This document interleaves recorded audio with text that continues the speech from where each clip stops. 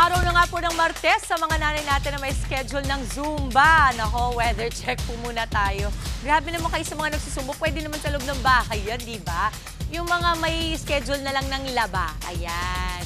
Kasama ang ating resident meteorologist, our weather tito, na malamang makikijoin din sa pasumba ninyo. Tito Alvin, na laging may panahon para sa'yo. Indoor Zumba ba? O outdoor?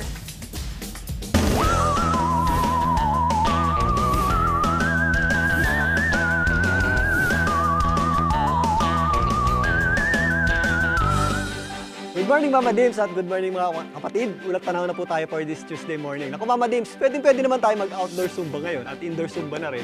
Kaninang, medyo mahina naman yung ating habagat eh. Kaninang umaga, meron tayong thunderstorm advisory sa Pag-asa.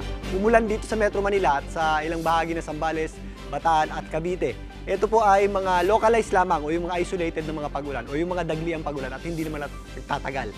Maaliwalas na panahon pa rin po ang ating aasahan dito sa Metro Manila at sa malaking bahagi ng Luzon dahil medyo mahina pa po yung epekto ng habagat. Although medyo malawak ito at umaabot ito sa areas ng Mindanao. Sa ngayon, meron tayong binabantayang bagyo sa labas ng ating Philippine Area of Responsibility. Ito po ay huling namataan ng Pag-asa sa line around 1,925 kilometers east-northeast ng extreme northern Luzon.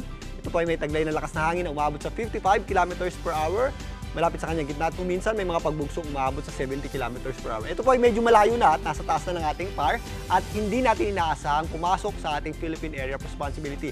Ito po ay hindi natin concern sa ngayon. Pero kung mapapansin nyo, yung kanyang extension or yung kanyang hila or meron tayong tinatawag na parang buntot nito, meron tayong grupo ng kaulapan dito sa eastern section ng ating bansa, parang part ng ating tinatawag na monsoon trap. Ito po ang babantayan natin in the next few days dahil merong mga posibleng mabuong low pressure area dyan na ating babantayan nga ang maaaring ngayong araw or hanggang bukas. Ito pong sama ng panahon na ito, kung makikita nyo sa ating wind map ay merong possibility lumakas at dumikit at lumapit nga sa ating bansa. Bukod dyan, sa pagdikit niyan, hihila din po ito o magpapalakas ng ating habagat na kung saan magdadala po ng mga posibleng malawakang pagulan na maaaring magdala ng malawakang pagbaha sa ilang bahagi ng ating bansa. Ngayong weekend hanggang sa darating na next week.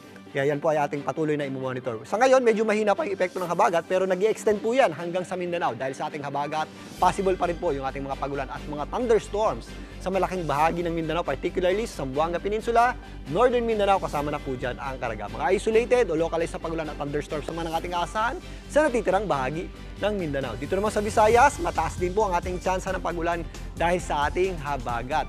Ngayong umaga, meron na tayong mga thunderstorms dito sa ilang bahagi ng Eastern Visayas, dyan po sa may Samar.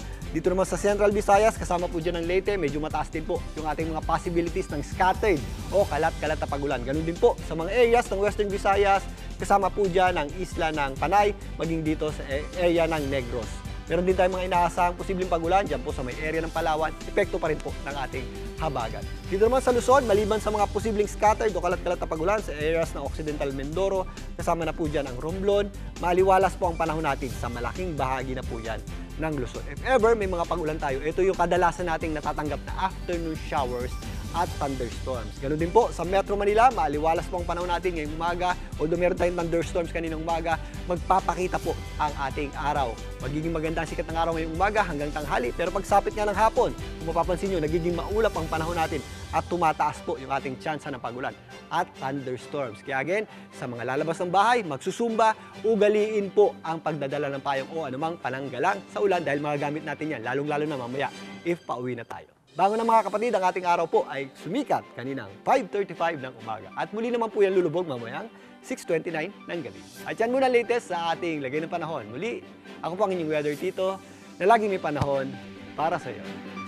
Mga kapatid, Tito Alvin Pura po na laging may panahon para sa iyo, umaraw man o umulan, dapat laging handa. Kaya para maging updated sa pinaka-latest weather updates, mag-follow at mag-subscribe na sa social media pages ng News 5.